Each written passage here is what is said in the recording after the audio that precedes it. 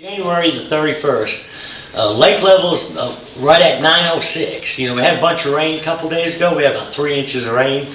Lake's come up 1.5 feet in probably just a little over 24 hours. And doesn't look like they're generating any water or letting any water out, so that's it's going to continue to come up, which is good. A lot of the upper river arms are bringing in a lot of mud, and we'll talk about that in a little bit, how that's going to change some of the fishing. But the fishing really hadn't been too bad. There was a little tournament last weekend. I think first and second had over 20 pounds, and then I think third place dropped down to about 17, and there were several stringers in the 14 to 15 pound range. And the fish were caught on a variety of all kinds of baits, mainly shallow. There wasn't a whole lot of deep vertical fish caught. We had just shy of 17 pounds, and I think we had 9 keepers, but everything that we caught, I caught them on an A-rig, a jerk bait, and a couple on a jig. The problem for us was getting any consistency to the pattern. The first couple fish we caught were off bluff ends, like we were talking about, on a jerk bait, and I caught one on a mega bass, and I've mainly been throwing mega bass, spros, and also some Smithwicks, but everything I'm throwing is a 4.5 inch with a medium bill. It seems like when it's sunny out, I like something that's got some flash. In the morning, when it's overcast, I like something like the Spro here. It's a Norman Flake or even a purple and chartreuse, kind of more of a solid color when it's low light. But anyways, we caught a couple on the jerkbait. Went to a few more spots, didn't get any bites for a little bit. Went into the back of a creek and caught 2 more on a jerkbait and 1 on a jig around the dock. Fairly shallow. Fish were suspended in about 8 foot of water over 12 or 15. So we ran that pattern for a while. Didn't catch any more fish for a couple hours. Went back to some bluff ends and caught 2 on an Alabama rig. Now, an Alabama rig, mainly I'm throwing like swim fluke juniors. And something I do on the A-rig too is on my long wire or the center wire. Seems like it makes a difference a lot of times. I'll use it's a Lucky Strike. It's called a scrounger head. It's got a little plastic bill on it. Gives the bait a lot more action. I usually use a 1/4 ounce or 3/8 ounce on that center one. And it seems like when I'm not getting very many bites, if I'm throwing the one that got the scrounger head on, I can usually trigger a few more fish. It's got a real good wobble to it. It makes some vibration and some noise, seems to attract and pull a few fish. Now, normally I throw the A-rig on braid. Normally when I'm throwing it this time of the year, I'll have 2 rods. This one I've got 25 pound fluorocarbon. My other rod I've got 50 pound braid. And why I use the fluorocarbon over the braid is when it's real cold in the morning, how your eyelets are freezing and your line's starting to freeze. Well, the braid seems to carry a lot more water back to the reel, and it tends to freeze my reel up. With the fluorocarbon, the water doesn't seem to stick to it. So when it's really cold, I'll use the fluorocarbon so I don't have as much problem, freezing my eyelets and my level wind on my reel. And on the teaser baits, I'm using a 4-inch grub, and I'll mix that up between a salt and pepper or a smoke, or even I'll put 5 swimming fluke juniors on there. Last year it seemed like I was using bigger baits on the center, like a 4.5 inch Kitech swim bait, or even like a Yum Money minnow. But for some reason this year it seems like I'm catching more fish on swimming fluke juniors on those smaller baits. I was talking about that water coming up, and I was out today.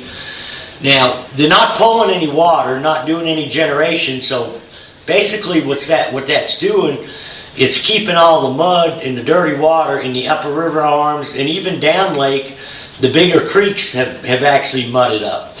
So until they start pulling some water, it's probably going to stay pretty muddy in a lot of those creeks and in the river areas. Now, once they start pulling some water, it'll take that mud line and pull it all down lake and kind of spread it out, and then eventually the upper river arms, the water will get gin clear again. And with the jerk, water temperature, I forgot to mention it right off the bat, but water temperature is about the same as it's been the last 2-3 weeks. It's about 46.5 degrees when I went out today, and I did find some 47-degree water. Now, when that sun comes out, and if it warms up a little bit, you're going to find the water in the river arms, or any place where that stain is going to warm up, a lot quicker than the clear water, the deeper main lake. Now, on the jerkbait, myself, I like the clearest water that I can find. And usually when we've got a big change like this, I have a hard time getting bit on the jerkbait if I've been fishing it in an area and then all of a sudden it colors up, over a couple days. I think a couple of the reasons are the fish got to be able to, in order to bite the bait, they got to be able to see it. When the water clarity is not as good, and especially as cold as the water temperature is, the fish won't go as far to find their lure. They're pretty lethargic. So I try to key on the clear water. And even though if you're down by the dam or, Baxter or Campbell Point, even a lot of them big creek arms that have got flatter banks in them where there was a lot of runoff, they'll have a lot of the same color as the upper river arms. So what you got to do is just kind of, go into the creek. If it looks like you're getting a lot of color, I would actually work back out towards the mouths of the creeks to fish the jerkbait or the A-rig in the clear water.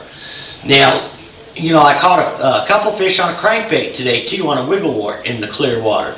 Water temperature, like I say, has been the same for the last 3 or 4 weeks. I think that's something that'll continue to work. I just seem to be catching a little bit larger fish on the jerkbait or the A-rig.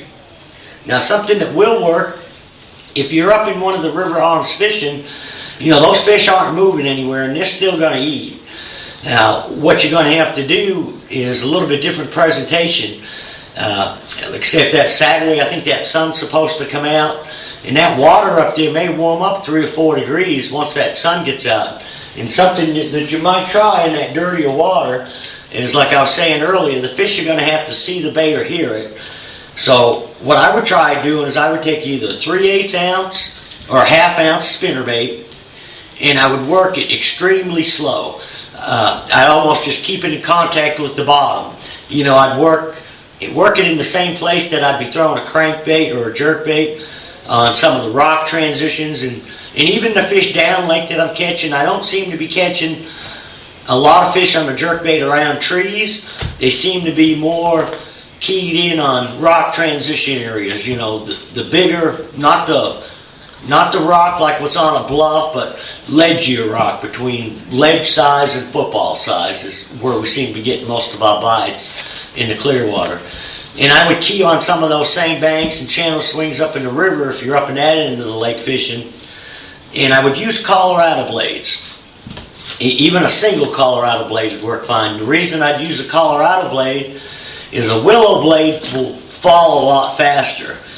Colorado blade's going to have a lot more thump. It's going to make a lot more noise in that dirtier water to help the fish find it. But the key to it, with the water temperature in the high 40s, and it may even get up into the 50s once the sun gets up, is you're going to have to work the bait slow. I keep it in contact with bottom and just reel it slow enough so that you can feel the blade throbbing. And a couple of the colors that I'd use, chartreuse and white's always hard to beat. And this other one is called coleslaw. This is a War Eagle. This is a 3/8 ounce, but this is real good in dirty water.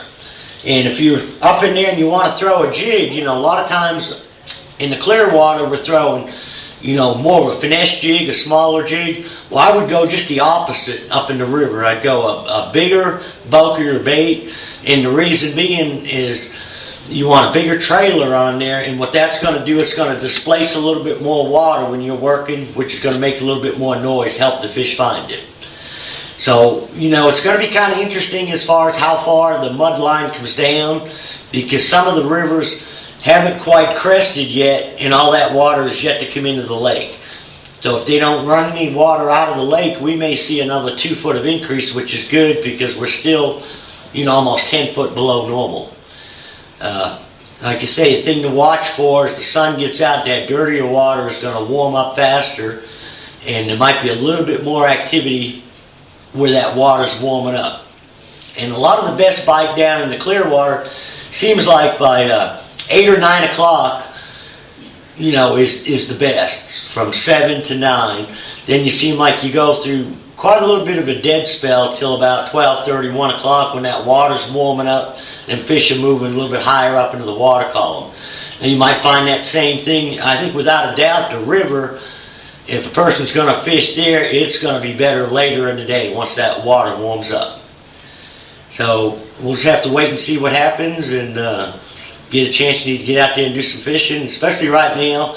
A lot of them big females are starting to cruise around. Like I say, the weights were really up last week. I think first place was 24 pounds. Big fish was almost an 8-pounder. Seems to be a lot more big fish starting to show up. So I think them bigger fish are on the move, starting to check out some areas where they're going to think about spawning in another 4 to 6 weeks. So till next week, good luck, good fishing.